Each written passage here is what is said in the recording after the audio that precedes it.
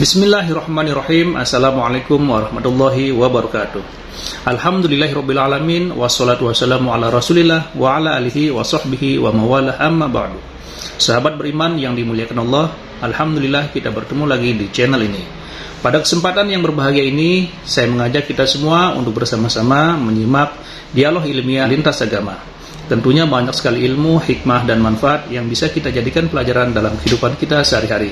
Penasaran seperti apa videonya? Mari kita simak bersama. Selamat mendengarkan.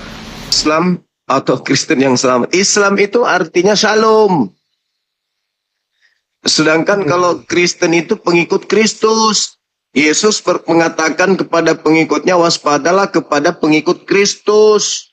Mereka akan menyesatkan banyak orang. Jadi kita harus waspada kepada Kristen. Karena Kristen ini ada kelompok yang harus diwaspadai.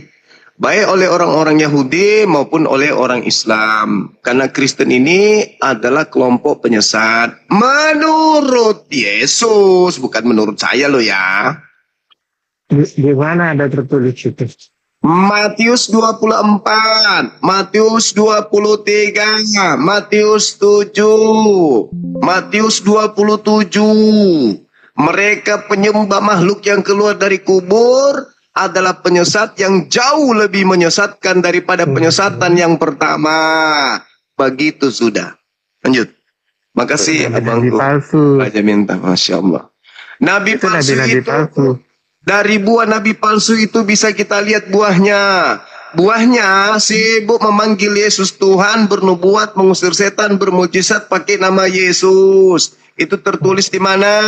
Tertulis di dalam Matius 7 nomor 15 sampai nomor 23. Dan buah-buah itu semuanya ada di gereja. Bukan. Salam satu Tuhan.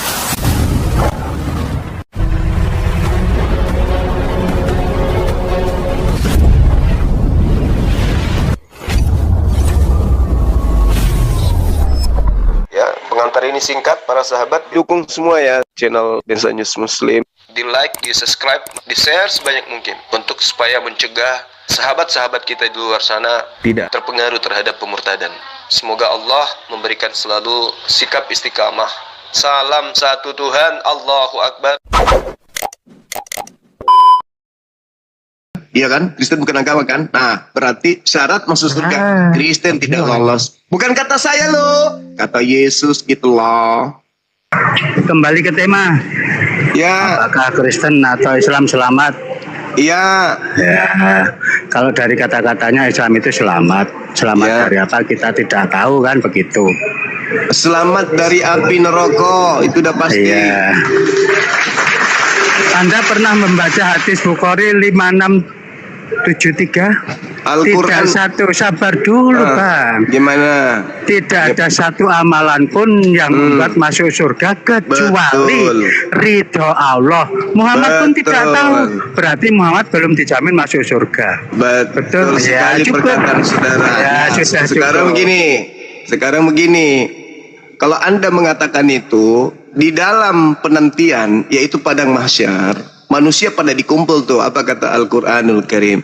Yauma yajma'ukum liyaumil jam'i dzalika yaumut taghabun wa may yu'min billahi wa ya'mal shalihan yukaffir anhu sayyi'atihi wa yudkhilhu jannah tajri min tahtihal anhar khalidina fiha abada. Pada saat manusia sudah dikumpulkan, siapapun di antara mereka yang beramal soleh, beriman kepada Allah, sholat, puasa, zakat, dan melakukan kewajiban yang lain, Allah akan hapuskan dosa-dosanya dan memasukkannya ke dalam surga di mana mereka kekal di dalamnya. Ridha Allah. Itu ayat suci Quran. Ridha. Yang beriman kepada Allah, yang menyembah hanya kepada Allah, Allah ridha. Bukan amalannya yang membuat manusia itu masuk surga. Kau beramal baik sampai ke langit pun, jangankan surga. Amalan baikmu sejak kau lahir sampai kau mati, kau tumpuk untuk mengganti satu biji matamu aja, itu tidak sepadan. Nggak bisa amalanmu itu menyelamatkanmu. Untuk mengganti biji matamu aja nggak bisa. Apalagi masuk surga. Berarti yang memasukkan kita surga karena kita kasih kepada Allah. Apa kasih itu? Taat. Apa hasil dari taat? Selain kita ikhlas, Allah ridha, kita masuk ke dalam surga. Itu dalil. Sekarang saya minta kepada saudara, tolong tunjukkan di mana pernah Yesus mengajarkan Kristen itu akan selamat. Kristen maksudnya pengikut Kristus yang datang dari gerombolan Roma, Yunani, Belanda, Indonesia. Di mana Yesus pernah mengajar itu? Bahwa menyembah Yesus, masuk gereja, makan babi, makan anjing, makan monyet, makan tikus, padale, pararang, kuda nil. Itu di mana Yesus menjamin orang-orang seperti Anda ini? Ibadah minggu, makan babi, tidak bersunat, nyembah Yesus, Natalan, masuk ke gereja. Di mana jaminan-jaminan Yesus terhadap orang-orang seperti Anda? Adakah paman? Aku rindu ingin membacanya paman.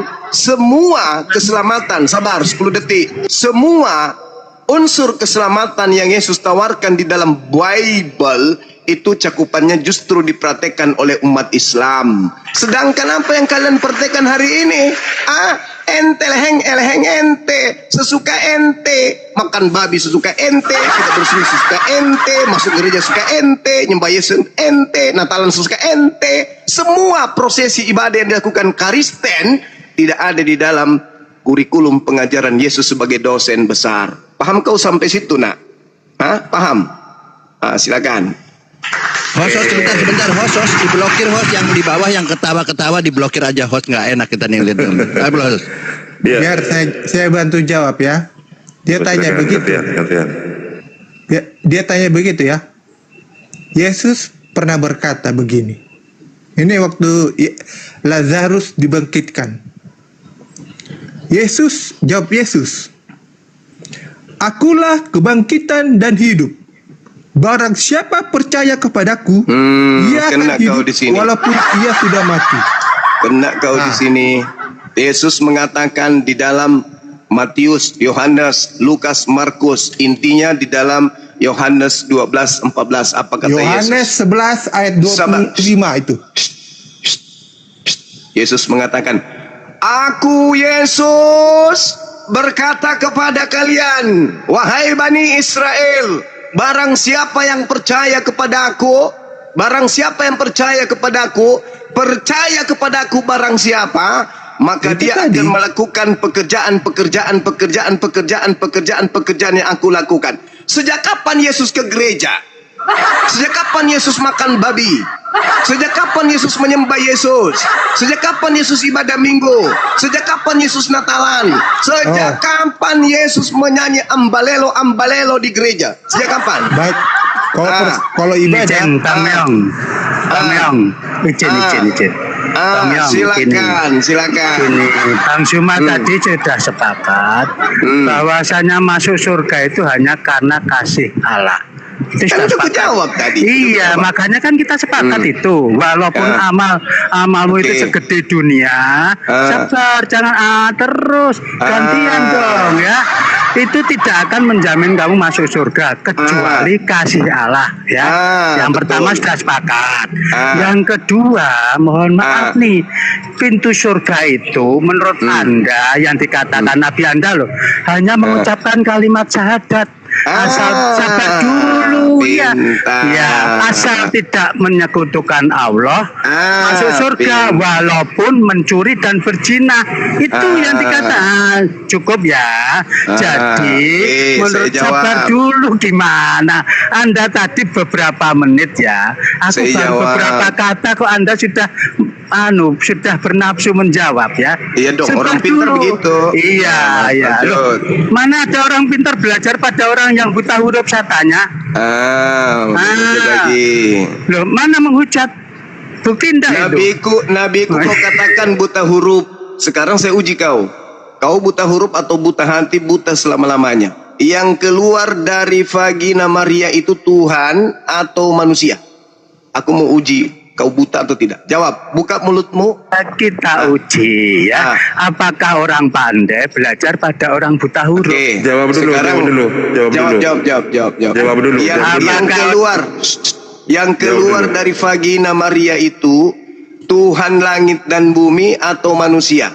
Ya, itu tes. Silakan. Siapa yang buta huruf? Silakan. Yuk, jawab. Jawab. Jawab dulu. Baca tidak. Iya, jawab dulu. Jawab dulu. Jawab dulu. Jawab dulu dong. Biar kita tahu Masalah siapa yang buta buta. huruf, Bang. Gak bisa dia jawab kan? Kenapa? Summun bukmun umyum fahum la yarji'un. Gak bisa dia jawab. Yang merangkak keluar dari vagina Maria. Mama, minum kenapa? cucu Pertanyaannya untuk menguji Anda buta huruf, buta hati, buta kepala, buta jantung, buta kuping, buta hidung, buta semuanya. Yang keluar merangkak, menangis, meraung-raung, minta susu itu manusia atau Tuhan? Jawab. Tuhan dia mengambil rupa menjadi diri manusia. Ini Bang. Iya Bang, gini. Bang, sabar. Kenapa? Nggak ada yang salah itu. Stop ketawa saya habis. Pinjam teman-teman, pinjam. Memang ada tertulis kan? Masolang generasi hancur sudah. Hancur. Makanya nabiku yang tidak belajar Taurat, tidak belajar Injil, makanya disebut buta huruf karena tidak belajar kitab-kitab itu, datang mewaraskan kalian bahwa yang keluar dari rahim Maria itu manusia. Ini Abdullah atani alkitab wa ja'alani nabiyyan. Bentar, nabimu bisa melakukan mujizat enggak? Mujizat tergantung situasi. Tergantung situasi. Kalau nabiku ada pada zaman Yesus, mungkin Yesus dibangkitkannya pada hari pertama, bukan hari ketiga. Iya dong. Nabiku itu mantap kali. Cuman kan untuk apa bangkitkan orang di zaman Nabi Muhammad? Sudah cukuplah Yesus jadi Tuhan bagi orang-orang pelangak-pelongok. Kalau muncul lagi dibangkitkan hidup di zaman Nabi Muhammad, bingung kalian yang mana nanti yang kalian tuhankan, Yesus atau Abu Lahab, Yesus atau Abu Janda. Makanya Nabi Muhammad tidak membangkitkan orang, karena kalau dibangkitkan orang pada zamannya, kalian bingung nanti yang mana yang harus aku sembah. Sama-sama lah kalau cuma manusia. Di mana manusia bisa menghapus dosa? Ya, coba, tapi sehebat-hebatnya Yesus menghapus dosa menurut imanmu, tetap aja dia manusia kan? Di mana bisa? Mana ada manusia bisa menghapus dosa? Oke, mana ada manusia bisa menghapus dosa? Oke, mana ada Tuhan kemudian mati dibunuh manusia? Para mana itu? Coba. Apa? Di mana ada? Di mana ada Tuhan dibunuh manusia? Dia bangkit dan naik ke surga. Oke, silakan dengan itu. Tapi kita berbicara mengenai Tuhan. Di mana ada Tuhan dibunuh manusia? Ayo, konyol kan? Konyol. Gara-gara dia satu-satunya manusia yang keluar dari kubur kau tuhankan. Tapi saya balik. Satu-satunya Tuhan agama di muka bumi ini yang mati ditampilin sama manusia hanya Tuhan lo. Sabar. Dia dari dahulu bukan dituhankan ya. Dia dari dahulu Tuhan, bukan dituhankan. Berarti Anda sudah gila permanen karena Yesus itu sibuk menuhankan Tuhan. Oh, saya bacakan ayatnya ini. Silakan kau bacakan. Kamu menyatakan dia dituhankan berarti ya? Di mana Yesus dituhankan? Mana ada Yesus dituhankan? Yang menuhankan Yesus itu orang-orang jahat. Oh, enggak. Yesus sibuk menuhankan Tuhan, bukan menuhankan dirinya.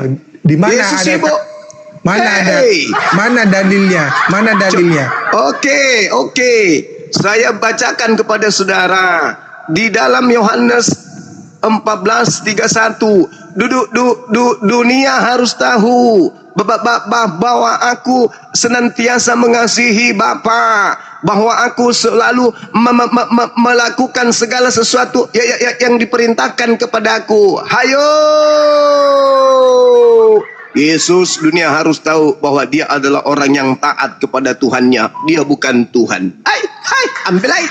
Dari mana kau bilang dia bukan Tuhan? Lihat, dia menyembah kepada Tuhan. Dia beribadah kepada Tuhan. Injil Yesus Yohanes itu memang ya? Tuhan. Yesus Ini itu Injil. Tuhan memang, tapi hanya untuk orang jahat. Sebagaimana Iya. setan juga Tuhan untuk orang jahat. Musa juga Tuhan untuk Firaun yang jahat. Yesus juga Tuhan untuk orang-orang jahat. Seperti Anda, itu bukan kata saya loh, itu kata kitab Anda. Nih, saya bacakan. Kau tadi bacakan dari Injil Yohanes. Ya, Ini saya juga bacakan dari Injil Yohanes. ya udah, kasih tabrak aja, kita punya Bible. Yohanes. Bibelku dan Bibelmu tabrakan. Ayo. Satu Ya. orang sumber Yohanes. keterangan, satu orang ribut. Yang satu menulis tangan kanan, yang satu menulis tangan kirinya. Aku tabrak dia sudah. 17. Karena kau Agustus bilang tahun Yesus 45. dituhankan. Apa? 17 apa? Yohanes 17 ayatnya yang kelima. Alamak, itu dia sedang berdoa, paman. Yesus sedang Oleh berdoa sebab di situ. Aku bacakan dulu ini. Yesus sedang berdoa, baca Oleh dari sebab nomor itu- 1. Baca Aku nomor baca 1 dulu. Itu makanya kau pahami isinya. Baca dari nomor 1, Oleh abangku sebab- yang ganteng. Ini dengerin dulu Itu isinya. Yesus sedang berdoa. Baca nomor 1-nya dulu. Yesus Oleh sebab berdoa. itu ya Bapa, Oh, kau udah masakan. permuliakanlah Aku minta padamu. Tuhan minta dipermuliakan. Sabar, ini kamu kubacakan isinya.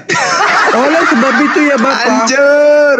permuliakanlah aku padamu sendiri dengan kemuliaan yang kumiliki di hadiratmu sebelum dunia ini ada. Jadi Yesus itu ada sebelum dunia ini. Jadi Oh, Mama. Yesus sudah ada sebelum dunia ini Oke. ada. Oke, Jadi tangan- Yesus itu Oke. berarti adalah Tuhan. Oke, Berarti tangan dialah kiri. Alfa Tangan dan kiri. Omega. Tangan Nah, kiri itu dia. Yohanes menulis.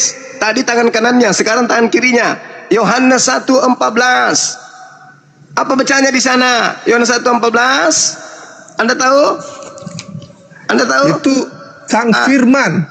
Iya, Ya. Yohanes 1:14. Ini Ya, tangan kiri dia- yang menulis.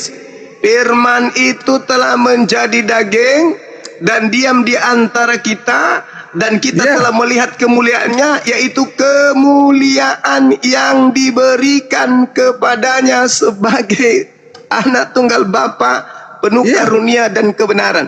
Karunia yang dimuliakan ini adalah kemuliaan yang diberikan atau tidak? Tahu, sebelum dia mengambil rupa menjadi manusia, Iya. di dalam kekekalannya, dia adalah Sang Firman. Iya. Kata siapa? Hologos. Kata Itu siapa? artinya Hologos. Kata siapa Yesus itu hologos? Di mana dalilnya Yesus itu adalah hologos? Di Itu bahasa mana? Yunani. Tahu di mana Hologos. dalilnya Yesus itu Sang hologos? Firman. Kalau saya tahunya sih dia itu holemai. Mana ada Oh, Yesus ya, itu? Di mana dalilnya Yesus itu adalah Sang Firman? Di mana? Di mana? Itu bahasa kalau perjanjian baru kena menggunakan deh. bahasa Yunani. Tahu, aku paham. Bagaimana nggak paham? 2 tahun saya jadi RT di sana di Athena. Anda nggak bisa berbohong. Coba. Di mana Yesus menyebut dirinya sebagai Sang Firman? Sementara Yesus mengatakan Yohanes 12, aku tidak dapat berbuat apa-apa dari diriku sendiri. Nggak Aku paham itu kan? tidak bisa berkata-kata dari nggak paham. diriku sendiri. Artinya dia bukan Sang Firman, cuples. Kamu nggak paham artinya itu perkataan Tuhan Yesus Kamu yang itu. tidak paham. Kalau dia Sang Firman, maka dia bebas berkata apapun. Hey, karena dia memiliki 2 natur saat dia berada di bumi. Masalahnya si Kanute. Mana ada Yesus 2 natur? Ini ilmu apa lagi yang kau bawa ini? Mau aku bacakan ayatnya? Mau aku bacakan ayatnya? Silakan. Oh, Filipi. Oh. Yesus punya kepribadian ganda, ini bahaya nih. Bukan kepribadian ganda. Saat dia hadir ke dunia, dia itu adalah Allah itu sendiri, tapi dia mengambil rupa jasmania. Dia memiliki mengambil rupa manusia. Jadi dua natur, ada kedagingannya. Kata siapa Yesus dua natur? Kata siapa? Ini ada tertulis. Kalau saya bilang ada tertulis. Kata siapa? Ayo, aku bacakan. Oke. Kata siapa? Efesus 2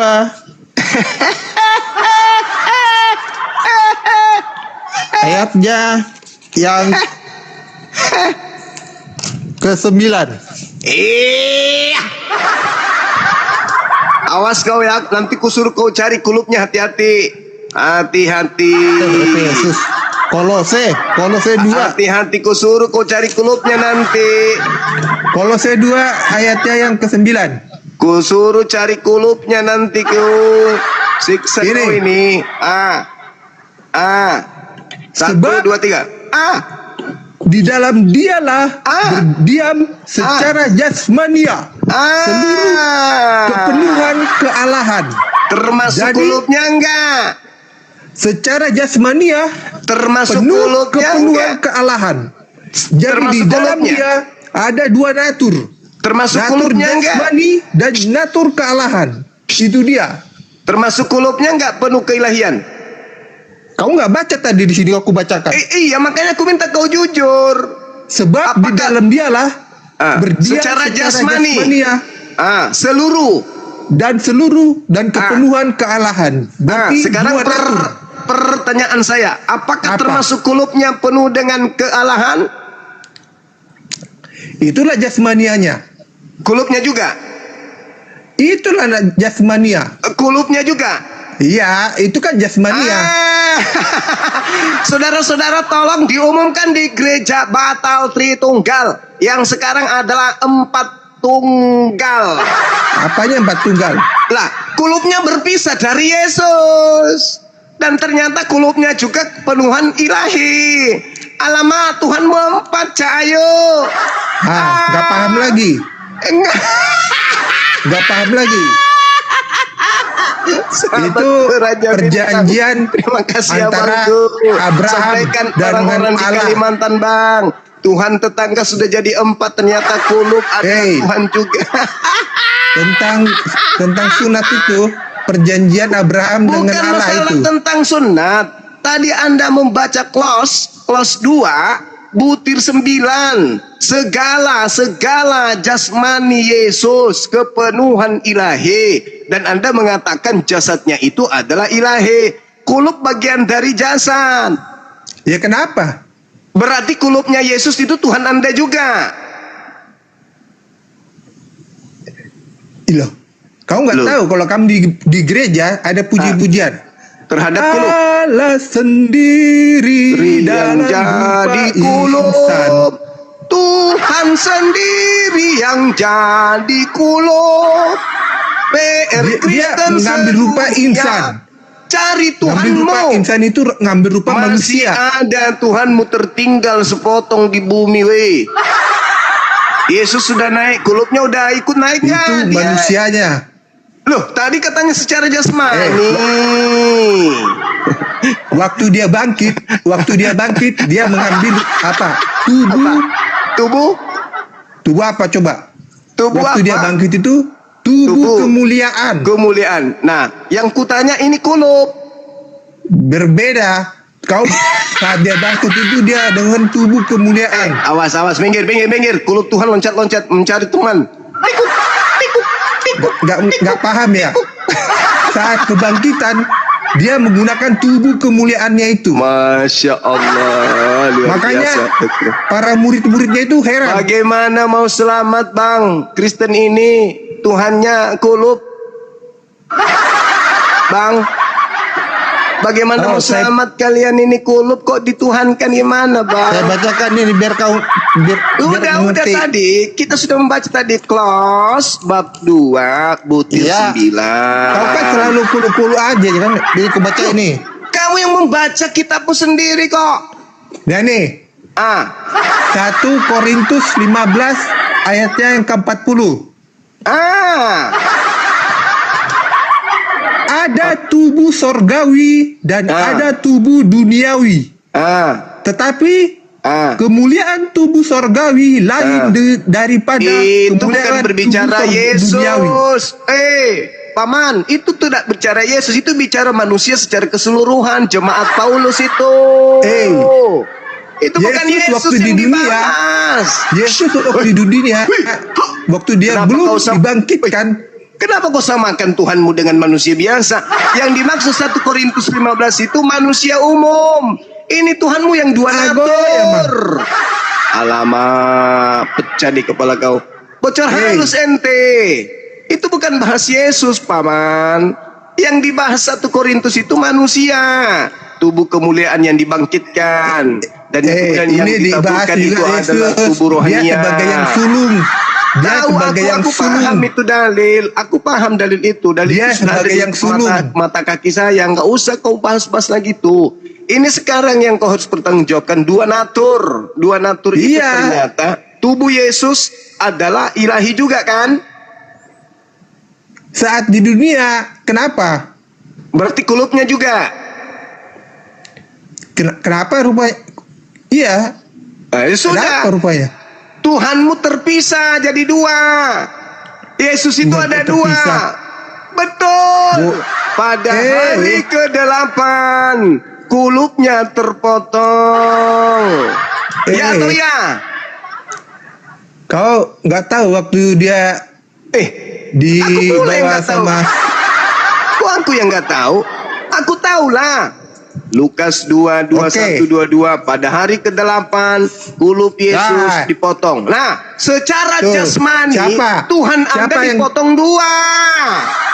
Siapa yang bertemu dengan dia di waktu itu? Si Hana dan Simeon. Udah bang. Mending sekarang. Si Hana dan Simeon. Bang, mending sekarang Anda minum air 1 gelas, usap dada. Saya paham itu. Kenapa agama saya begini kali ya Tuhan? Petunjuk ya Tuhan. Lembutkanlah hatiku Tuhan untuk menelaah kebenaran itu Tuhan. Masa aku menyembah kulup Tuhan? Jangan berkata begitu ya. Kamu yang mengatakan Tuhanmu dua natur. Dan kau membacakan tadi Kolose 2:9, bukan aku. Aku hanya menyadarkan kamu kawan. Dengarkan saya nih, dengarkan. Sabar. 1 menit paling lama. Dengarkan. 1 menit paling lama, dengarkan. Ya. Ketika Petrus berkhotbah di KPR 2:36, dia mengatakan begini, seluruh orang Israel harus tahu. Bukan seluruh dunia.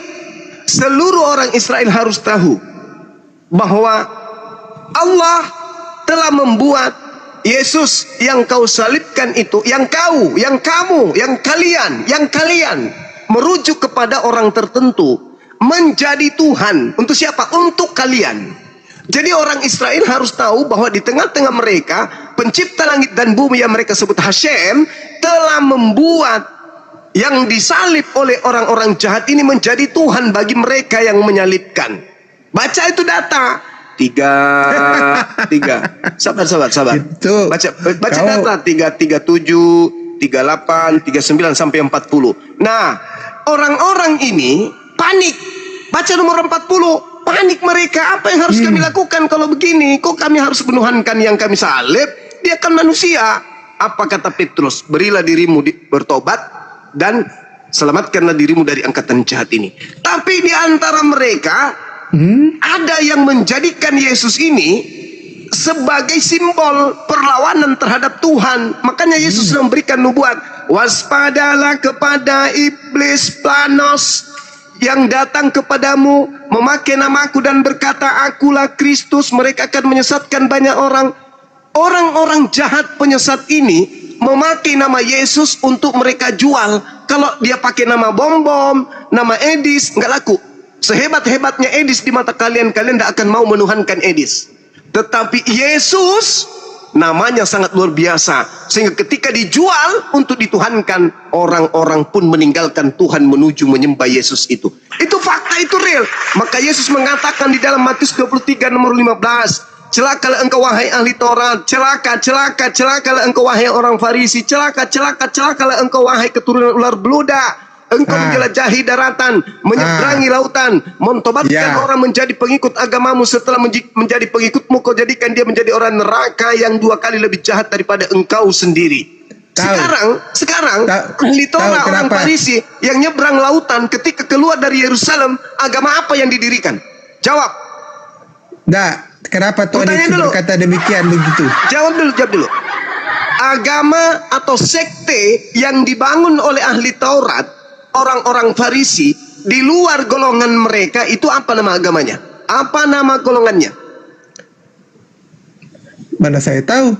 Nasorios. Roma 16:7 Karisten. KPR 11:26 Karisten. Itu jelas itu. Jadi agama yang dibangun oleh ahli Taurat, yang dibangun orang Farisi di luar di Yerusalem adalah Kristen Katolik. Katolik diprotes kemudian oleh orang-orang yang ada di dalamnya, lahirlah Protestan. Setelah itu mungkin kurang bagi-baginya, lahirlah Pantekosta, lahirlah sekte yang lain, Mesianik, Ortodok, dan seterusnya. Ortodoks dulu tapi banyak sekali muncul kemudian sekte-sekte lain. Itulah biangnya kenapa tema ini diangkat. Islam Kristen yang selamat. Itu buktinya tuh. Yang tidak selamat adalah yang menjadi pengikut ahli Taurat. Kami umat Islam bukan pengikut ahli Taurat. Kalianlah saudaraku Kristen yang pengikut ahli Taurat. Jagalah dirimu dari api neraka. Yesus berkata demikian kepada ahli Taurat dan orang Farisi itu, seperti itu. Nah, orang Farisi dirikan agama di luar Yahudi, apa agamanya? Mereka itu paham akan firman Tuhan. Iya, lalu mereka membuat sekte baru di luar Yahudi, apa nama sektenya? Mereka paham, tapi mereka tidak melakukan perintah. Betul, apa bedanya dengan Kristen hari ini? Salah, kamu nggak ngerti. Apa bedanya? Tahu. Iman tanpa perbuatan pada hakikatnya adalah mati. Ngerti? Iman tanpa akal hakikatnya gila. Oto. Iya, oto. Itu pasti tuh, itu pasti. Coba lihat Yesus. Ketika dia mengajar, Kristen tak ada di sana, Islam tak ada di sana. Apa kata Yesus dalam Matius 7? Jangan kau berikan mutiara kepada babi. Jangan kau berikan barang kudus kepada anjing. Kita ada di luar golongan. Kita dianggap, anjing dianggap babi. Maka ketika ditanya apa alasan Yesus, kenapa barang mutiara ini, yaitu adalah Torah, dan barang kudus ini, yaitu Injil, tidak boleh diberikan kepada babi dan anjing? Apa kata Yesus? Sebab dia akan menginjak-injaknya saja. Apa buktinya? Anda tahu, Anda pegang terjemahan Torah, ada kalian praktekan, Anda injak-injak bukan? Dilarang makan babi, Anda makan babi. Kuduskan hari Sabat, Anda langgar hari Sabat. Jangan ada ilah lain, Anda pijak-pijak, Anda membuat anak Maria menjadi ilah baru. Coba apa fungsinya Torah Anda pegang? Apa fungsinya ajaran Yesus Anda pegang? Ada yang kamu lakukan. Ajaran Yesus, dengar. Hidup kekal itu adalah mereka mengenal Engkau satu-satunya. Anda tahu itu kan? Itu kitab Anda kan? Anda pengikutnya bukan? Anda penganutnya bukan? Anda yang memegang kitab itu bukan? Tapi apakah Anda mempraktikkan? Tidak. Siang malam justru kalian tidak mensatu-satukan Elohim, malah mentiga-tigakan, termasuk Yesus Anda Elohimkan. Paham sampai situ? Kenapa Yesus melarang murid-muridnya Bani Israel memberikan kitabnya kepada orang Kristen? Paham? Karena orang Kristen hanya akan meludahinya. Karena orang Kristen hanya akan menginjak-injaknya. Aku diutus hanya kepada domba yang sesat dari Bani Israel. Kalian tahu itu, tapi kalian pijak-pijak. Yesus mengatakan ada kesaksianku yang lebih penting, bahwa aku adalah utusan Tuhan. Kalian pijak-pijak. Semua kalian pijak, kalian injak-injak. Itulah kenapa Yesus melarang murid-muridnya untuk jangan melemparkan Taurat dan Injil kepada orang-orang Roma dan Yunani, termasuk kepada Anda.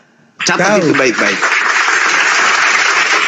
Tahu si Paulus sama si Silas waktu dia di penjara. Kenapa? Mereka pun diikat, diborgol. Ya, celakanya dia. Tapi mereka Kan Yesus sudah mengatakan, celakalah. iya, Anda tahu itu sabar. celaka? Anda tahu kata Yesus maksudnya celaka? Celakalah engkau wahai ahli Taurat. Ya celaka, dipenggal. Jangan berkata-kata begitu. Ala. Saat mereka bernyanyi memuji nama Tuhan di situ, Celaka itu di apa? penjara. Malang. Saat bernyanyi Sial. memuji nama Tuhan. Celakalah engkau wahai ahli Taurat. Celakalah engkau wahai orang Farisi. Apa celakanya? Bonyok di pantek kemudian dia. Saat bernyanyi mereka di penjara itu, mereka mereka bebas. Lalu penjaga penjara terheran-heran. Kok bisa? Para tawanan itu terbebas sampai dia mau bunuh diri. Lalu si Paulus berkata, jangan kau bunuh diri. Aku ada di sini. Aku adalah nabi palsu. Jangan berkata yang demikian. sudah bertemu dengan Kristus palsu. Dia malah menolong penjaga Yesus sudah menubuatkan Paulus itu.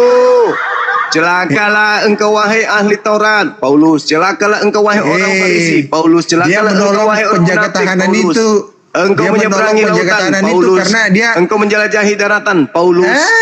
Mentobatkan orang menjadi pengikutmu, Paulus.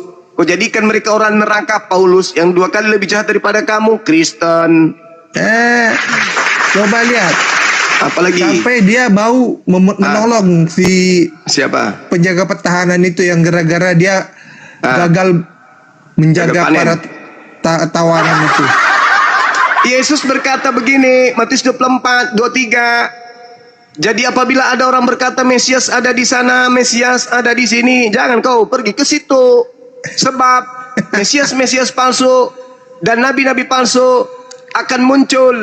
Mereka akan melakukan tanda-tanda dahsyat, Paulus. Mujizat-mujizat, Paulus. Kekuatan-kekuatan, Paulus. Sekiranya mungkin dengan mujizat itu mereka menyesatkan banyak orang pilihan juga. Apalagi nubuatan terkenapi. Pernah digigit ular beludak. Ia kan bermujizat. Nabi-nabi palsu. Kalau kau mengatakan dia rasul palsu, saudara, apakah bisa dia nggak mati? Saudara, dia Bung, patok sama ular beludak. Coba, bagaimana itu? Bung, Yesus berkata, nabi palsu. Nabi itu apa? Dia bukan nabi, dia rasul. Nabi itu dalam bahasa Yunani itu, prophetes artinya apa? Pemimpi, pelihat, peramal. Itu disebut nabi atau nebi dalam kaidah-kaidah orang Yahudi. Paulus itu adalah pemimpi. Paulus itu adalah pelihat. Karena dia melihat, maka dia mencatat apa yang dilihatnya sebanyak 13 buku. Di mana ada pelihat dia? Loh, kalau dia bukan pelihat, dari mana 13 bukunya? Dari mana 13 buku? Kalau bukan pelihat. Coba aku tanya kau. Siapa anak rohani dari Paulus? Timotius. Sama kamu. Gak tahu. Kurang ajar. Kau itu, Yesus, Paulus itu bersalin dan melahirkan kamu. Anak rohani Paulus ada 2. Paulus itu bersalin dan anaknya kamu. Beda anak rohani sama anak kandungnya. Anak Paulus rohani. punya anak kandung. Anak rohani. Iya, kaulah anak rohaninya. Paulus itu bersalin melahirkan kamu. 1 Timotius, 2 Titus. Meong. Gak paham. Iya, ada 3 sebenarnya. Yang pertama, Timotius. Yang kedua tikus. Yang ketiga meong. Tikus. Kau. Hah? Warna titus dan Meong. tikus. Pago ya mang. Meong tikus. Dan bagudu. Bagudu. Udah kembali ke tema. Jangan terlalu siksa dirimu kawan. Ayo bertobatlah, bertobat. Yuk mari kembali ke ajaran Yesus. Yesus itu pengasih. Dia menyayangi dan mengasihi kita. Yesus mengajarkan dirinya supaya kita percaya dia kalau dia adalah utusan Tuhan. Betul? Ada di Yohanes 14. Jangan kau bantah dulu ajaran Yesus, wey. Ini. Dia mengajarkan dirinya sebagai Tuhan atau sebagai utusan Tuhan? Dia Tuhan dan utusan. Kenapa? Aduh. Bisa nggak kau tinggalkan Tuhannya? Kan sudah ada Tuhan langit dan bumi. Ngapain Yesus juga kau Tuhankan lagi? Kau terlalu rakus kau. Cukup 1 satu Tuhan Korintus aja. 8 1 Korintus 8 ayat 6. 1 Korintus 8 ayat 6. Jangan kau bawa ajaran pemimpi itu. Paulus sebagai pelihat, dia sudah diramalkan oleh Yesus sebagai pelihat palsu yang akan membinasakan. Tolonglah, kembali ke ajaran Yesus. Tanya kau, siapa yang memilih Paulus menjadi rasul? Iblis. Yang datang dalam nama Yesus. Ya iyalah, siapa lagi kalau bukan iblis? Lalu siapa? Siapa yang menghampiri Ananias? Iblis juga. Iya. Kalau iblis, bapak segala dusta itu siapa namanya? Iblis. Apa bisa iblis bisa membutakan matanya si Paulus? Jangankan membutakan mata, menghilangkan biji pelermu, iblis bisa. Yesus berkata, waspadalah kepada iblis penyesat yang datang kepadamu memakai namaku. Iblisnya datang apa? Akulah Yesus yang kau aniaya. Kalau memang iblis yang demikian, iblis datang memakai nama siapa menurut Yesus? Jawab, jujur. Iblis datang memakai nama siapa menurut Yesus? Memakai nama Yesus ya kau bilang. Bukan menurut Yesus. Padahal di Alkitab, padahal di Alkitab, Yesus pernah dicobai oleh iblis. Iya, Yesus dicobai iblis, apalagi kalian.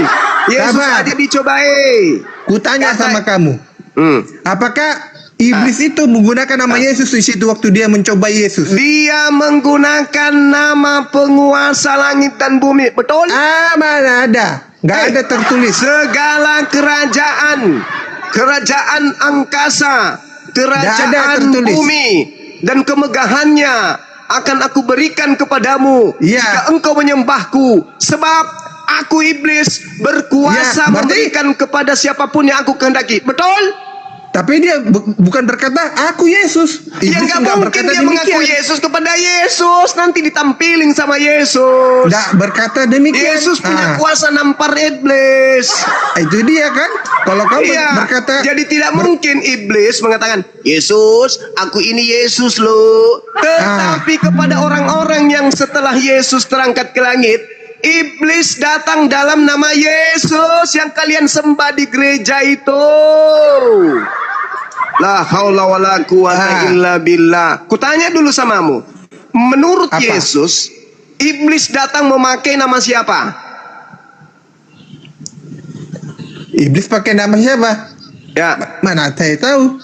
Matius 24 nomor 4 nomor 5, Yesus berkata kepada muridnya, waspadalah kepada iblis penyesat, planos, pembohong, penipu yang datang kepadamu memakai namaku. Nama siapa? Nama siapa? Nama Yesus ya. Saya ulang lagi. Menurut Yesus, iblis datang merusak dan menyesatkan manusia dalam nama Yesus. Kau bilang ya? La haula wala quwata illa billah. Sekarang pertanyaannya muncul, gereja didirikan di mana-mana dalam nama pertama kali manusia jatuh ke dalam dosa, dia orang Kristen menyebar ke seluruh dunia dalam nama Sabar, aku tanya. Yesus. Pertama kali manusia jatuh ke dalam dosa di Taman Eden. Rusuli Lubis Andi Simon menyembuhkan penyakit orang-orang dalam nama Tar dulu. Gue tanya sama kamu. Yesus Kristus. Aku tanya sama kamu. Siapakah yang menjatuhkan manusia ke dalam dosa di Taman Eden? Iblis yang datang kepada Paulus. Di Taman Eden. Mana ada Paulus di Taman Eden? Iblis yang datang juga kepada Paulus ngaku Yesus. Aku tanya, pertama kali manusia jatuh ke dalam dosa, apakah dia menggunakan nama Yesus di Taman Eden? Ayo, jawab. Belum, tapi dia mengatasnamakan diri juru selamat. Di mana ada tertulis? Jawab. Di mana tertulis? Oke, dia mengatakan di Kejadian 3, kalau kau makan justru kau akan hidup kekal. Ya, hidup kekal adalah ajaran juru selamat. Betul?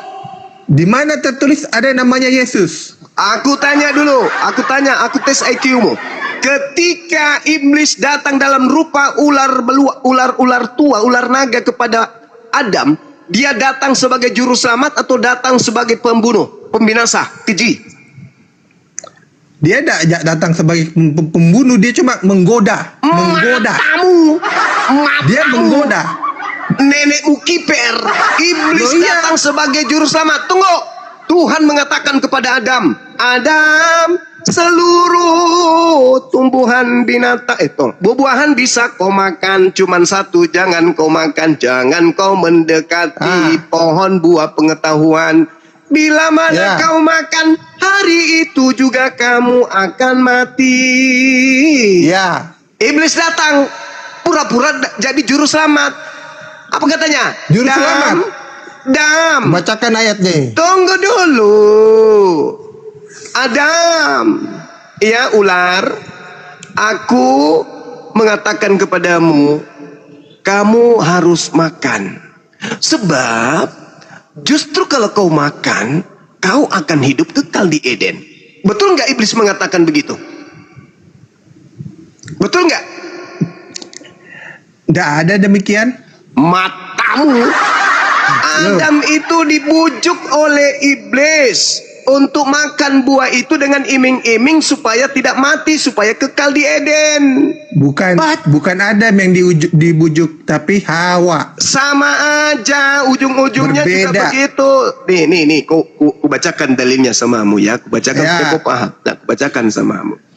Lalu sahut perempuan itu kepada ular, buah pohonan dalam taman ini boleh kami makan, tetapi tentang buah pohon yang ada di tengah taman, Tuhan Elohim melarang kami untuk jangan kami raba, nanti kami mati. Tetapi ular itu berkata kepada perempuan itu, sekali-kali kamu tidak akan mati. Nah, ini iblis mau menyelamatkan bukan?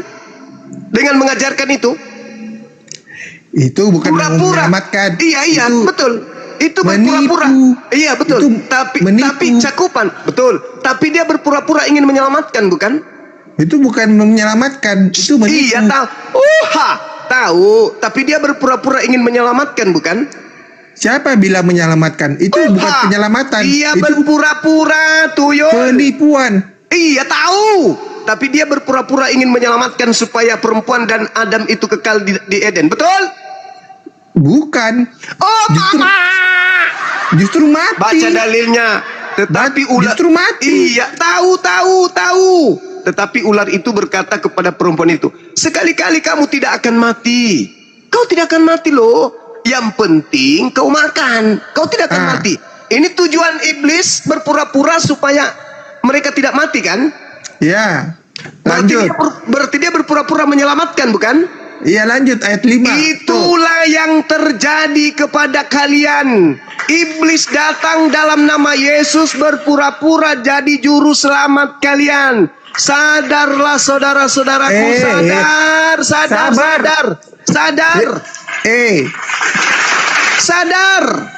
Iblis datang kepada kalian berpura-pura sebagai juru selamat dengan darah Yesus. Tadi kan kamu bilang Yesus.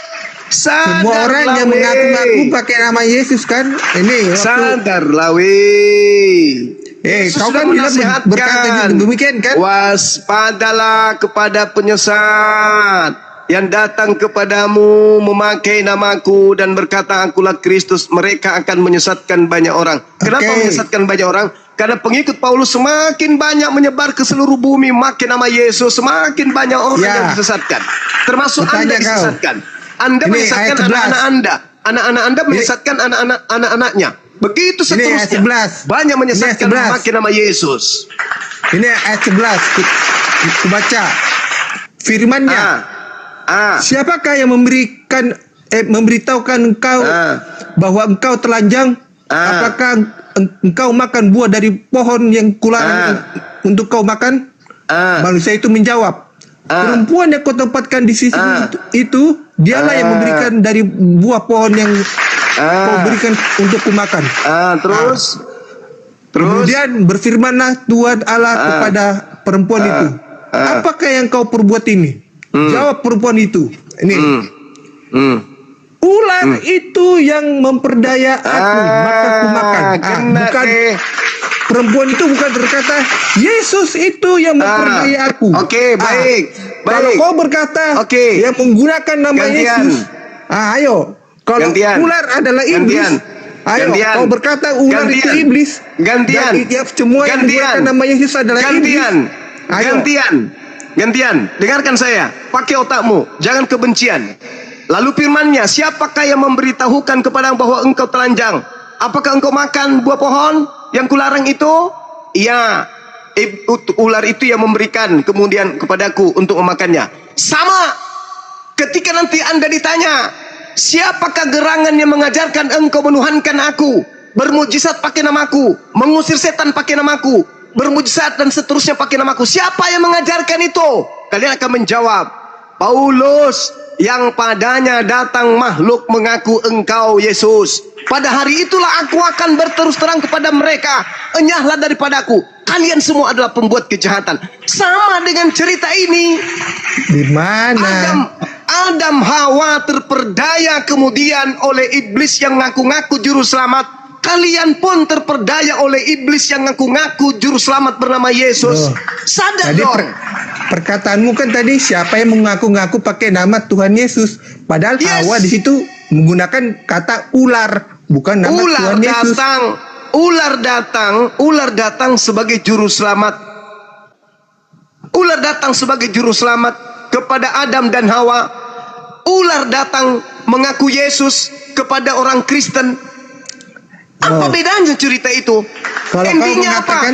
Endingnya apa? Diusir kan? Keluarlah engkau dari Eden ini. Susah payahmu akan berusaha mencari hidupmu dengan tanah itu. Begitu juga Yesus, enyahlah daripadaku, kalian semua adalah pembuat kejahatan, aku tidak mengenal kalian. Bagaimana seorang juru selamat kenapa diusir? Di mana otakmu itu? Diusir. Apanya? Kau bilang ular itu juru selamat, kok bisa diusir? Dia menipu Adam. Gagah dan perkasa. Dia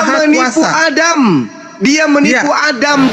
Masya Allah, sangat luar biasa pemaparan dari kedua belah pihak, sehingga membuat dialog ini semakin lebih menarik. Sahabat beriman yang dimuliakan Allah, tetaplah di channel ini, dan mari kita lanjutkan kembali. Selamat mendengarkan.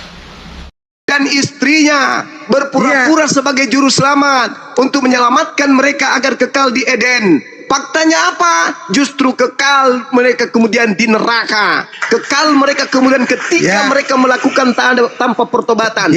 Begitu juga kalian. Di mana perkataanmu yang berkata menggunakan nama Yesus, padahal kalau iblis datang dalam nama Nabi Muhammad, Nabi Muhammad mengajarkan manusia menyembah kepada pencipta langit dan bumi yang maha suci lagi maha tinggi. Itu tidak mungkin ajaran iblis. Tapi kalau iblis datang dalam nama Yesus, iblis mengajarkan Yesus Kristus, Yesus yang datang kepada Paulus mengajarkan manusia menyembah kepada dirinya. Sekarang sembahan yang benar yang mana? Yesus Kristus atau Bapa Elohim yang ada di langit? Sembahan yang benar yang mana? Bapa, Yesus dan Roh Kudus itu adalah satu. Inilah ajaran iblisnya. kamu diajarkan iblis menyembah dirinya, menyamakan Tuhan. Yesus Bukan yang kau menyamakan samakan Tuhan. dengan Tuhan itu adalah iblis yang sembunyi di dalam cangkang bernama Yesus, isi dalamnya setan. Makanya kalian Aduh, ketika ya, ketemu Yesus asli, kalian diusir. Nggak paham Itu fakta, apa? itu real. Itu fakta, itu real. Nggak paham apa arti. Coba Apa? aku tanya, siapa yang mengutus Sang Firman itu hadir ke dunia? Pencipta langit dan bumi, yang maha suci lagi maha tinggi, yang mengutusnya ke bumi. Namanya orang Yahudi menyebutnya Hasem, kami umat Islam menyebutnya Allah. Orang Kristen hanya nebeng saja. Nebeng di kitab Yahudi. Kristen itu tidak punya jati diri. Kristen itu penumpang gelap. Nggak ada. Apanya yang tidak? Dalam dokumen Kristen. Ya, Kristen kan nama bilang itu nggak ada. penumpang gelap. Kristen itu penumpang gelap, bukan pengikut Yesus. Penumpang gelap Kristen itu, bukan Coba. pengikut Yesus Hamasiah. Apapun Waktu- sektenya. Nggak ada. Nabi Nggak Musa ada itu. bertanya kepada Yesus. Deritamu, waktu nggak Nabi ada Musa bertanya deritamu. kepada Tuhan, Bukan urusan saya. dia Intinya bertanya, Kristen itu penumpang gelap, bukan murid Nabi Isa, bukan pengikut Yesus Hamasiah. Kristen itu penumpang Ini. gelap, apapun sektenya. Titik. Lawan saya pakai ini ilmu. dia Ya, apa lagi? Keluaran 3 ayatnya yang ke-14. Yong, bisa saya gantiin nggak? Ini dari Silakan, yang jago, yang 13. jago, yang merasa dirinya bisa pasita, pasoto, pasintaki. Ayo. Lalu Musa berkata Selama kepada Allah. kalian Kristen apapun sektenya, itu musuhnya Yesus. Gak ada urusan.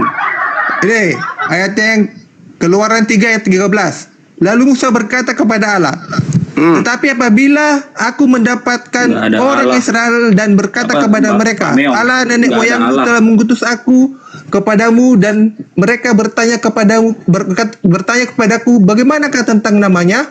Tuh. Apakah yang harus kujawab kepada mereka? Firman Allah kepada Musa, aku adalah aku. Lagi firmannya, beginilah kau katakan kepada orang Israel itu, akulah aku Apalah yang orangnya? telah mengutus aku kepadamu. Akulah Itu dia. Akulah aku yang telah mengutus engkau kepadanya. Siapa itu? Tahu tidak apa artinya itu? Aku Nabi adalah Musa. aku. Nabi Musa diutus oleh Tuhan Elohim sebagai Tuhan untuk Fir'aun. Artinya ego emi. Ego artinya apa? Emi artinya apa? Itulah aku adalah aku. Ego emi. Banyak cerita. Jadi sekarang nggak paham. permasalahannya adalah ketika saudara menuhankan Yesus, artinya Anda sudah lari dari ajaran Yesus yang sesungguhnya. Yesus itu hanya ingin dikenal sebagai utusan. Tidak bisa keluar dari sana.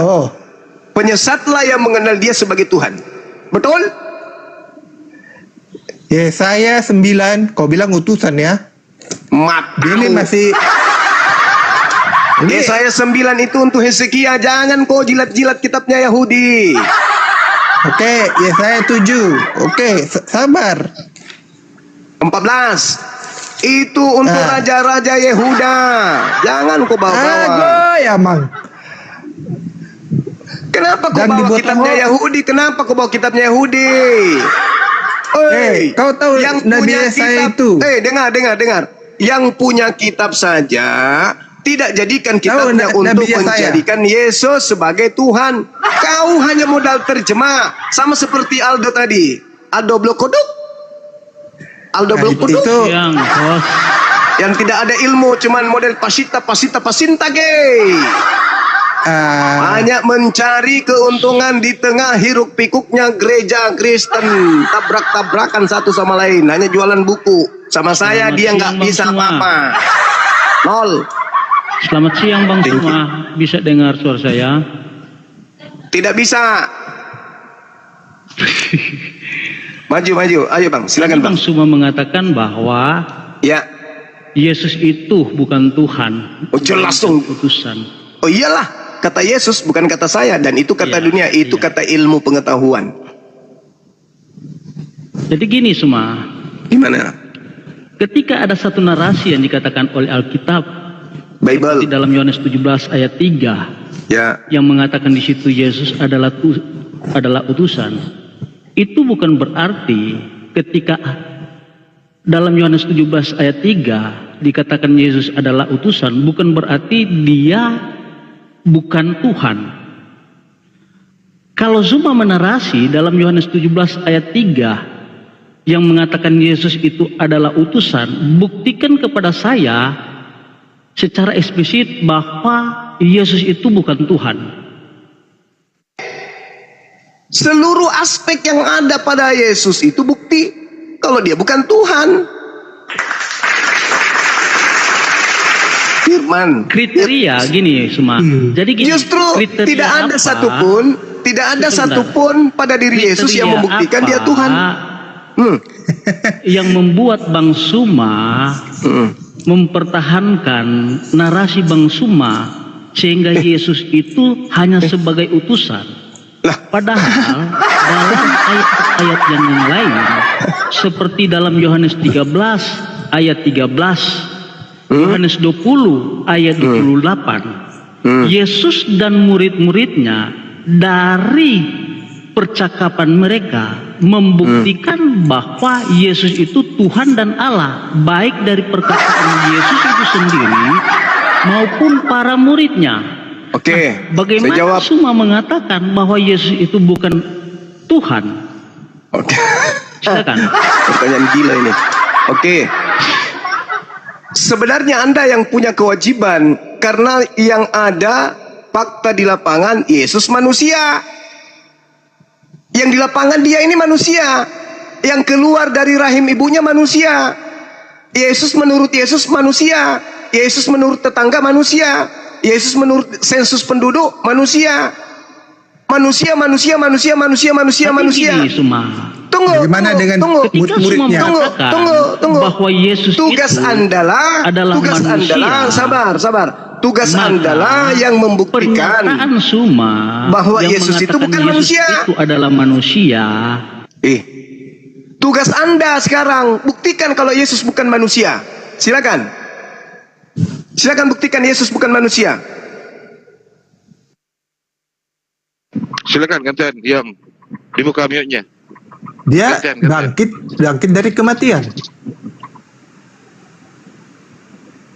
Di mana ada orang bangkit itu sifat manusia, bukan sifat Tuhan.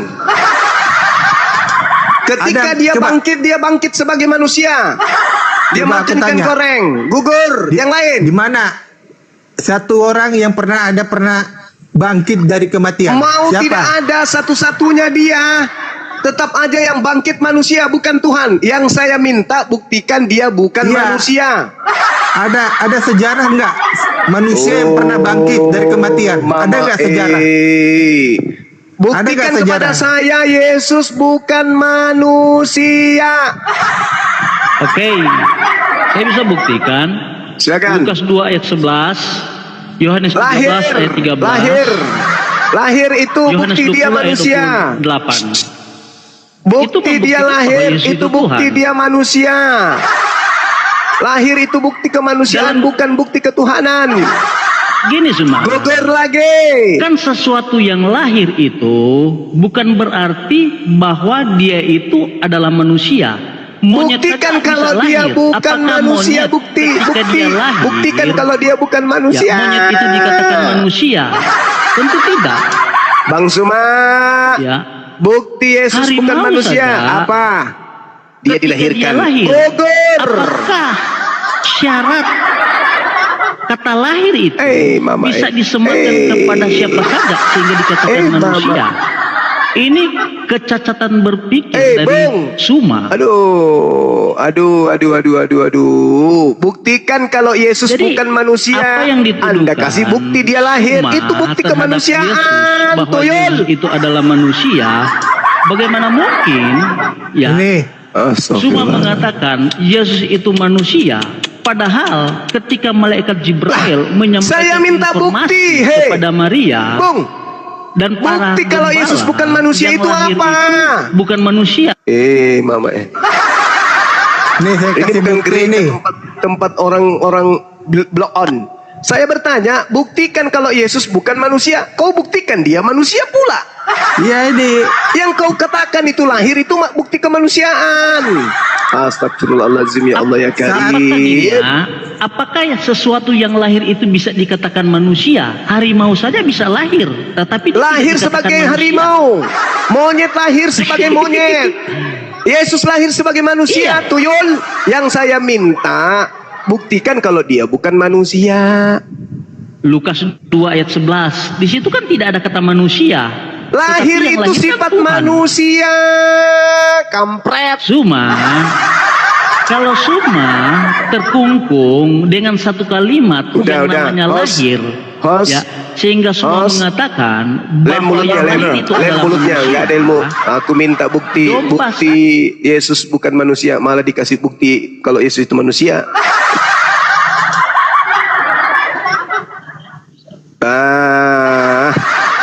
Berat. Saya sudah bilang sama saudara-saudara, yuk kembali kepada settingan awal Anda dicipta, yaitu manusia yang sehat. Anda sudah terlalu jauh gila ini. Sudah terlalu jauh gila kalian. Ulaika kal an'am bal hum adallu. Mengapa kau tidak percaya? Ini sama seperti ayat ini ya. Apalagi kembalilah ke jalan yang benar. Yesus mengadakan begitu banyak mujizat di depan mata mereka, namun mereka tidak percaya kepadanya kalau dia itu Mesias, supaya genaplah firman yang disampaikan Nabi Yesaya. Astagfirullahaladzim, ya Allah ya Karim. Tuhan, siapakah yang percaya kepada pemberian kami? Dan kepada siapakah tangan kekuasaan Tuhan dinyatakan? Karena itu Yohanes Pembaptis, bukan Yesus di situ. Ini Yesus yang dibahas di situ, Yohanes Pembaptis. Baca ayat 40. Dia berasal dari tunas kering, dari tanah kering. Tunas yang telah membutakan mata dan mendegilkan hati mereka, supaya mereka jangan melihat dengan mata dan menangkap dengan hati, lalu berbalik. Meong, yang dibahas di Yesaya 53 itu hamba. Hamba itu manusia. Gugur. Yang ku minta buktikan Yesus bukan manusia. Loh, kamu nggak tahu apa? Dia memang merendahkan diri. Matamu. Dia merendahkan diri, mengambil kita sebagai hamba. Aduh, parah ini. Filipi 2 ayat 6 itu, baca. Kulup lagi nanti kau kena. Filipi 2. Baca nomor 9-nya. Baca nomor 11 yang Filipi 2 itu. Baca nomor 9. Baca nomor 11. Baca. Coba Filipi baca. Ya, nomor 9-nya baca. Ayat 6. Jangan, aku udah tahu nomor 9-nya coba. Itulah sebabnya Allah sangat meninggikan dia dan Allah meninggikan dia. Meninggikan dia. Siapa Allah di situ? Siapa dia? Kamu nggak tahu apa arti Allah itu? Saya tanya siapa Allah di situ dan siapa dia di situ? Jawab. Yesus adalah Allah. Matamu. Loh. Kau gila memang kau ya.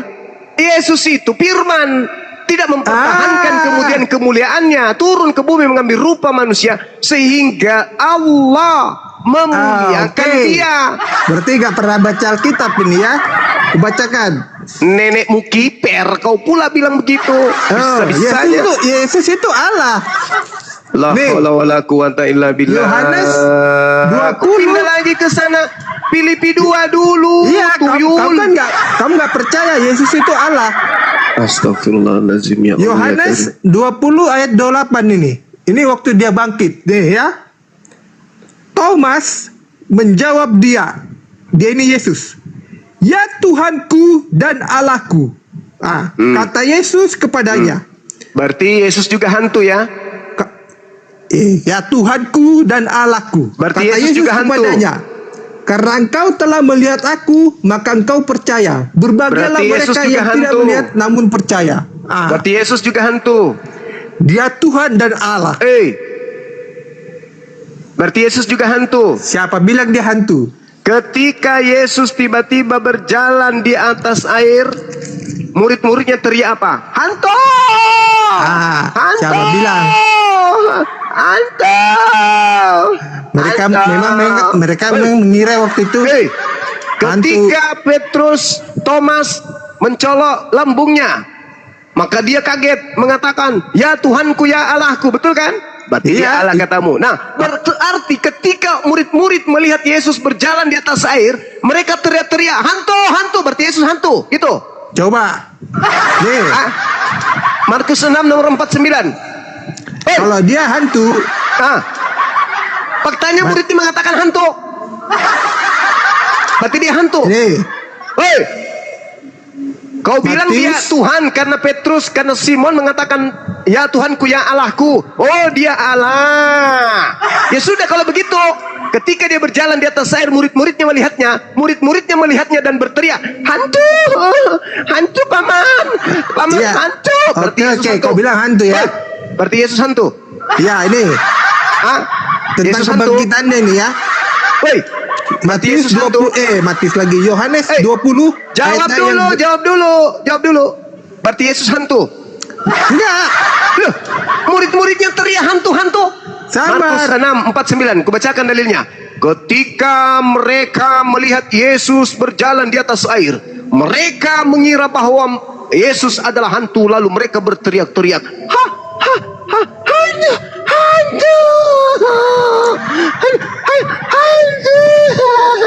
Ya, ini lihat ini ya. Berarti Yesus hantu. Kata dia hantu ya. Ini waktu dia bangkit. Dia bangkit ini. Berarti dia hantu.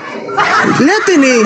Kalau hantu nggak punya daging kan, nggak punya tubuh. Kenapa dia murid-muridnya teriak?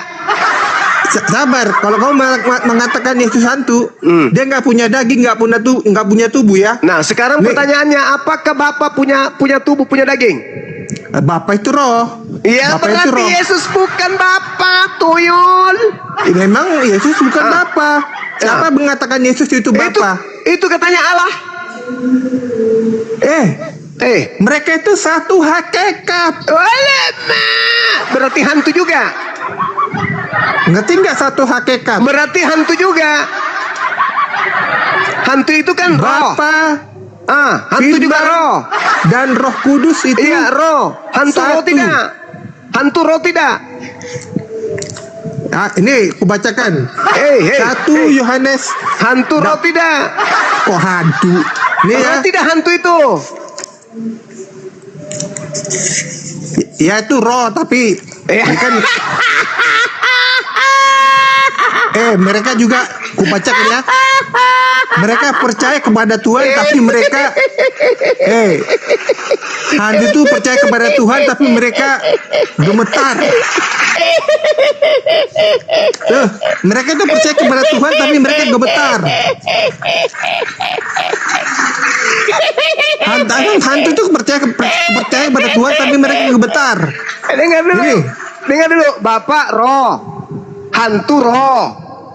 Yesus daging, Bapak bukan daging. Berarti lebih tepat teriakan muridnya dengan korelasi imannya Kristen mengatakan Yesus itu Tuhan, Tuhan itu roh, murid teriak melihat hantu. Berarti Yesus itu memang hantu karena pada diri Yesus ada roh. Bacakan ini. Murid sudah benar. Handuk. Salah. Hantu. Memang hantu juga percaya kepada Tuhan, tapi mereka itu gemetar. Yakobus 2 lain yang mereka sembah adalah iblis yang durhaka. Yakobus 2 ayatnya yang 19. Iblis hantu. Ini hantu. Engkau percaya bahwa Tuhan hanya ada satu Allah saja. Udah kembalilah ke rumah, Kembali ke rumah. Tetapi setan pun percaya akan hal itu dan mereka gemetar. Itu dia. Kembali ke rumah, kembali setan-setan pun awal. percaya kepada Allah, tapi Anda mereka gemetar. begitu sempurna. Itu dia. Diberi akal, jangan menyembah kepada iblis, kembalilah kepada jalan yang lurus. Hati-hati, Yesus berkata, waspadalah kepada planos yang datang kepadamu memakai namaku. Di manakah jalan yang lurus? Anda tahukah di mana jalan yang lurus? Jalan lurus itu percaya Yesus itu Rasul utusan Tuhan, jangan Tuhan. Itu jalan bengkok itu. Ada tertulis di. Jadi saya simpulkan, Islam itu adalah selamat, Kristen itu adalah pengikut Kristus. Kristus mana yang diikuti oleh Kristen? Kristus yang diusir nanti oleh pengikutnya sendiri. Kristus yang diimani oleh orang-orang Kristen sehingga Yesus mengusir mereka dengan mengatakan, enyahlah daripadaku, kalian semua adalah pengikut Kristus yang palsu. Aku tidak mengenal kalian, kalian mengobati dengan menggunakan namaku, itu bukan aku. Itu fakta. Jadi Islam atau Kristen yang selamat, udah jelas yang selamat itu adalah Islam, karena Islam sendiri artinya selamat. Saya kira begitu dari saya. Saya persiapan untuk zuhur, silakan diambil alih guru-guru yang ada di sini. Terima kasih. Assalamualaikum warahmatullahi wabarakatuh.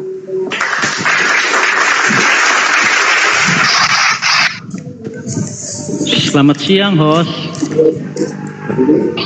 Ya, selamat siang. Diam sebentar dulu. Bang Goto, boleh tahu Bang Goto? Sama Bang Suma, sesuai dengan tema. Bang Suma dulu sebentar ya, kita gantian. Ya, silakan. Jadi gini, Bang Goto, sesuai tema siang hari ini, di mana host mengangkat tema yaitu Islam atau Kristen yang selamat. Nah, apa yang mendasari dari teman-teman kita dari Muslim sehingga mengangkat tema ini, baik dari perspektif Islam maupun Kristen? Silakan. Oke. Jadi ya, kita mulai saja dari hal yang kecil ya, dari ilmu linguistik ya, atau tata bahasa gramatikal ya. Dari kata Islam saja kita sudah tahu bahwa Islam itu selamat. Kenapa? Karena Islam itu berasal dari kata aslam, itu selamat, salama, atau salam, salom, selamat. Dari etimologi kata saja Islam sudah berarti selamat. Sementara Kristen itu berarti pengikut Kristus. Pengikut Kristus ya belum tentu selamat. Tapi Islam dari etimologi kata saja, dari asal usul kata sudah dipastikan selamat. Kenapa diucapkan setiap hari? Kita ucapkan Assalamualaikum warahmatullahi wabarakatuh, salam damai sejahtera. Kenapa seperti itu? Karena Bible Anda sendiri, Yosua Mesia yang Anda sebut Yesus, sudah menjanjikan Islam. Banyak ayatnya. Contoh Yohanes 14 ayat 27.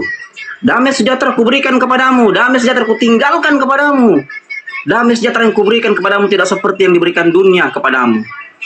Yesus menjanjikan kalau Anda lari ke teks original ya, terutama teks Aramaik, Ibrani ya, atau Yunani, Anda akan paham bahwa Yesus Kristus, Yosua Mesia yang Anda sebut Yesus, menjanjikan Islam. Saya belum bicara data budaya, saya belum bicara data sejarah. Ini baru dari kata etimologi kata. Kenapa Nabi Salomo menubuatkan Islam, menubuatkan sosoknya Rasulullah dengan mengatakan hiko matakim bahul Muhammadin sayyidi berut Yerusalem. Kenapa Nabi Salomo yang mengucapkan itu? Salomo berasal dari kata salom. Sekali lagi, Salomo berasal dari kata salom yang artinya selamat. Islam dari etimologi kata saja, Anda Kristen dengan Islam beda jauh. Islam berasal dari kata selamat. Izin Pak. Sementara kalian bukan. Paham ya? Tahan sedikit lagi Bang, tahan sedikit lagi karena Anda ini bukan Anda yang bertanya, ini teman Anda. Tahan ya. Tadi Bapak berkata Salomo Nabi. Sebentar. Tahan Bang, tahan. Jadi, ya. Giliran saya. Jadi gini, ketika saya bertanya ya tentang tema hari ini mengenai kata Islam atau Kristen yang selamat, apa yang mendasari? Nah, sesuai dengan penjelasan. Iya, ini saya jelaskan tapi Anda potong. Saya jelaskan ini tapi teman potong. Bahwa iya, tahan, saya ngerti, saya paham Bang, saya paham maksudmu. Saya paham, tapi kan saya belum selesai menjelaskan, kalian sudah potong. Saya baru memulai dari disiplin ilmu linguistik. Sekali kawan-kawan ya, saya itu selalu berbicara ilmu pengetahuan, disiplin ilmu. Kenapa? Karena saya menawarkan Islam dengan ilmu pengetahuan. Ya, kenapa? Karena Islam diajar berpikir dan berpikir untuk mengenal tanda-tanda kebesaran Allah. Menurut Islam, orang yang berpikirlah yang akan selamat. Itu menurut Islam, bukan menurut agama Anda. Saya mulai dari disiplin ilmu gramatikal. Oke, tahan dulu Bang. Saya mulai dari disiplin ilmu gramatikal bahwa Islam itu artinya selamat. Dari kata selamat kalau bahasa Indonesianya, dari kata aslam, islama, salama, salam, Islam. Nah, saya mulai dari disiplin ilmu gramatikal. Oke, paham ya? Nah, sekarang Anda bertanya, apa yang mendasari, kan begitu toh? Iya. Yang mendasari banyak. Contoh, kalau nabi-nabi lain diutus untuk umatnya, Musa diutus untuk orang Ibrani, untuk orang Israel. Begitu juga Yosua Mesia dalam Matius 15 ayat 24. Aku diutus hanya, ada kata hanya di situ, untuk domba-domba yang hilang dari umat Israel. Tapi Islam, Rasulullah, wa ma arsalnaka illa rahmatan lil alamin. Inna fi hasa la balagha likum min abidin wa ma arsalnaka illa rahmatan lil alamin.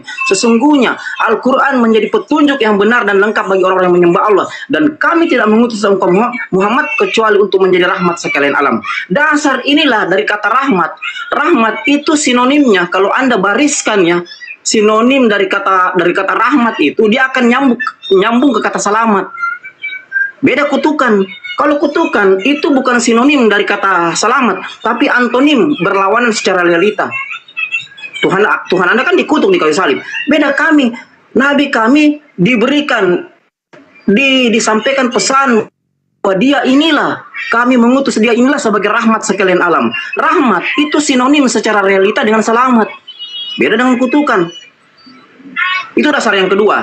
Dari disiplin ilmu linguistik, Islam sudah berarti selamat. Kan begitu. Dari disiplin budaya, Islam sudah berarti selamat. Kenapa? Wa ma arsalnaka illa rahmatan lil alamin. Dari disiplin ilmu sejarah, Islam juga selamat. Kenapa? Karena Islam melestarikan ajaran para nabi. Di mana ayatnya? Surat An-Nahl 123. Zumma wa inna ilaika lanittabi milata Ibrahim hanif wa ma kana minal musyrikin. Kemudian kami wahyukan kepada Rasulullah, ikutlah milah Ibrahim, yang seorang hanif, yang seorang berserah diri kepada Allah, tidak termasuk golongan orang musyrik. Jadi dari tiga disiplin ilmu, dari disiplin ilmu linguistik, Islam selamat. Dari disiplin ilmu budaya, Islam selamat. Bayangkan, dari disiplin ilmu sejarah, Islam selamat. Anda mau tanya Islam dari disiplin ilmu apa, tetap ujungnya selamat, finalnya selamat. Masa katakan Islam scientifically proven, this is the real key to heaven, namely the Quran. Siapa yang mau bantah ini? Ketika saya debat dengan akademisi Kristen, terakhir saya debat dengan akademisi Kristen, beliau dari Fakultas Hukum, ya, ada yang semester 7, ada yang masih semester 1, tidak mampu mengargumenkan bahwa Yosua Mesia, yang kalian sebut Yesus, bahkan Paulus, tidak mampu mengargumenkan bahwa agama yang mereka bawa itu ujungnya atau sinonimnya antara selamat dengan rahmat tidak bisa disambungkan dengan baik. Kenapa? Karena satu berbicara pembatalan hukum Taurat, satu berbicara mengganti hukum Taurat, satu berbicara kasih karunia, satu berbicara kutukan. Jadi ajaran dalam kitab Anda itu tidak nyambung hingga tidak mencapai final konklusi atau final answer kata selamat. Karena ajarannya bertentangan. Itu poinnya Bang. Tidak sama Al-Quran, 114 surat dari Al-Fatihah hingga ke Anas semua berbicara selamat, nyambung secara literasi. Jadi narasi-narasi yang dideskripsikan Al-Quran, yang dijelaskan Al-Quran, tidak ada anomali-anomali, tidak ada distorsi-distorsi. Sementara Bible Anda bukan main begitu banyak ayat yang berkontradiksi.